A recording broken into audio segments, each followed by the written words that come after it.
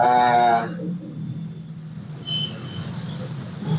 Muli tayong magbibigay ng mensahe mula sa Espiritu ng Diyos at sa mga panukala ng Diyos, mga propesiya at mga ilang mga prophetic na mangyayari sa kasalukuyan.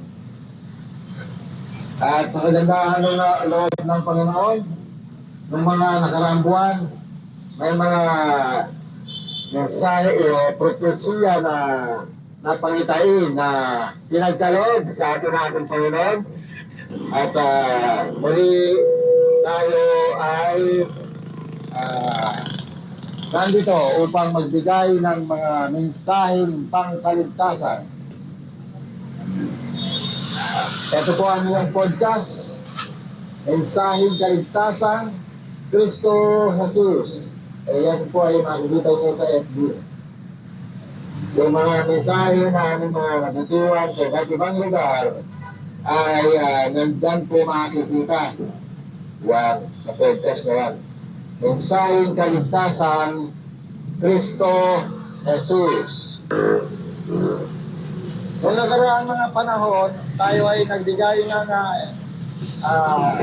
pinakitaan ng Panginoon ng mga pangitain sa lugar na to mismo. Pinakitaan tayo ng Diyos sa lugar na to mismo ng pangitain. Ano yung pangitain ngayon? Una, magkakaroon ng mga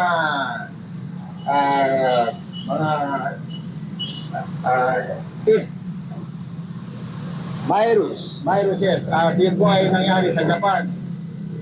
Yung mga Lyme disease na human transferable virus. At sumunod, nagkaroon tayo mensahe ng malagim na pangitain na pangyayari sa Negros. So ngayon, sinundan yun ng propesiya na maglilindol sa Cebu. Ayan, harap-harapan, sinasabi ko. Dapat nakita ko pangitain. Dito mismo, nakakita ko ng San City at nakarinig ako ng maliit na boses, lindol. At pag dito itong ganyan dyan, nakita ko naman ang numero, number 3. Ayan, nagbalik-balik ang lindol sa Cebu. So yun lang po ang maraming mensahe, pero yun po ay mga prophetic. Kasi minsan, ang mga tao, kailangan makarinig, makakita ng himala, mga propesiya, para maniwala sa Diyos na buhay. Hindi naman masama, talagang gano'n. Kailangan mapatunayan ka na pinapangaral mo Diyos, buhay. Ayan. Sino ba pinapangaral natin? Walang iba kundi si Jesus Christ. Asan ba si Jesus Christ? Ang tanong. Dahil alam ko naman na tayo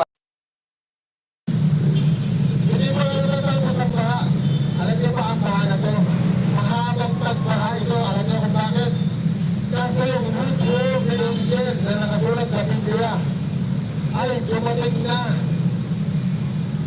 Pinadala na ang anghel na tinatawag na Woodworm na siyang magbabaha ng mga ilog.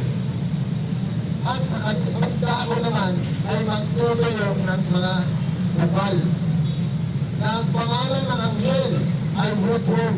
Kaya itong nangyayari sa atin na patuloy na pagulan at nagagandang baha hanggang sa China, buong mundo, apektado. Kasi yung anghel na Woodworm, ang pangalan ay Woodworm na anghel, ipinadala na sa lupa sa panahon natin, ang panahon na natin. Kaya, huwag nyo ma-expect na hindi lupa ang baha, hindi na. Sapagkat may gumagawa na ng pagbaha. Parang mahirap isipin na ang Diyos mismo mamatay sa tao. Pero yung po ang katotohanan. Pinipili lang ng Diyos ang tao na nais manatili sa kanya ang hindi, ang ayaw ay hindi pumahalaga sa Diyos.